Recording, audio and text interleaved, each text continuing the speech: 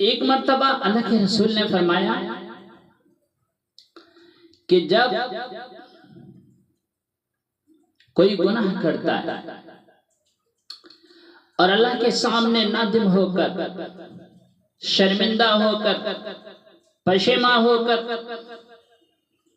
اللہ کے سامنے روتا ہے، گڑگڑاتا ہے، عاجزی اور انکساری کرتا ہے، تو اللہ پاک اپنے فرشتوں سے فرماتا ہے کیا میرے اس بندے کو یقین ہے کہ اس کا کوئی پروردگار ہے جو گناہوں کو معاف بھی کرتا ہے، سزا بھی دیتا ہے؟ سن لو، میں نے اپنے اس بندے کے گناہ کو معاف کر دیا۔ پھر وہ کچھ دن صحیح رہتا ہے، پھر گناہ کر لیتا ہے، پھر اللہ کے سامنے روتا ہے، گڑگڑاتا ہے، عاجزی اور انکساری کرتا ہے۔ اللہ پاک پھر فرشتوں کے سامنے کہتا ہے کیا میرے اس بندے کو یقین ہے کہ اس کا کوئی پروردگار ہے جو گناہوں کو معاف بھی کرتا ہے، سزا بھی دیتا ہے؟ سن لو، میں نے اپنے اس بندے کے گناہ کو معاف کر دیا۔ پھر وہ کچھ دن صحیح رہتا ہے، پھر وہ ویسے کرنے لگتا ہے، پھر اللہ کے سامنے روتا ہے، گڑگڑاتا ہے، عاجزی انکساری کرتا ہے، اللہ کے سامنے فریاد کرتا ہے اللہ پاک مجھ سے پھر گناہ ہو گئے۔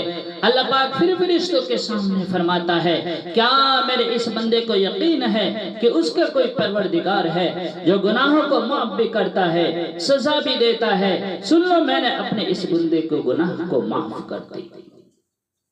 رسول اللہ صلی اللہ علیہ وسلم نے ارشاد فرمایا کہ جب بھی تم سے گناہ ہو جائے اللہ کے سامنے توبہ کر لیا کرو۔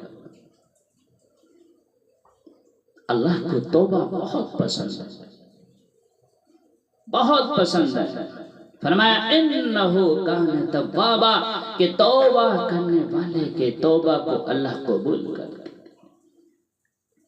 ایک حدیث میں اللہ کے نبی نے فرمایا کہ اللہ پاک اپنے بندے سے فرماتا ہے میرے بندے تو اتنا گناہ کر، اتنا گناہ کر کہ زمین سے آسمان تک لگا دے۔ کوئی اتنا گناہ کر سکتا؟ اتنا گناہ؟ پوری زندگی بھی گناہ کرے تو ایک کمرہ نہیں بھر سکتا، ایک روم نہیں بھر سکتا، آسمان تک کیا لگائے گا؟ لیکن اللہ کیا کہتا ہے کہ تو اتنا گناہ کر کہ زمین سے آسمان تک لگا دے اور ایک بار کہہ دے اللہ میری توبہ، اللہ تیرے سارے گناہ کو معاف فرمائے گا۔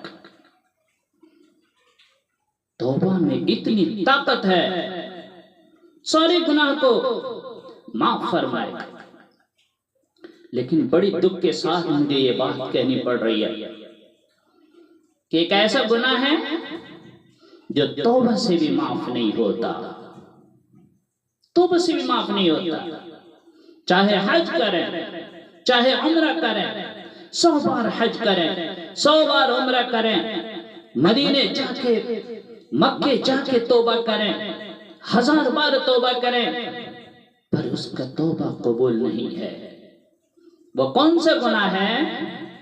حقوق العباد، کسی کا حق کھایا، کسی کے جائیداد پہ قبضہ کیا، جھوٹے مقدمے لڑ کے، فریب سے کسی کی زمین ہتھیائی، کسی کے مال پہ قبضہ کیا، فراڈ سے، کسی سے، فراڈ سے، کسی سے، فاوڑے سے، کدال سے، آری چھاٹ کر ایک بتہ زمین بھی آپ نے کسی کی دبائی، توبہ قبول نہیں ہے۔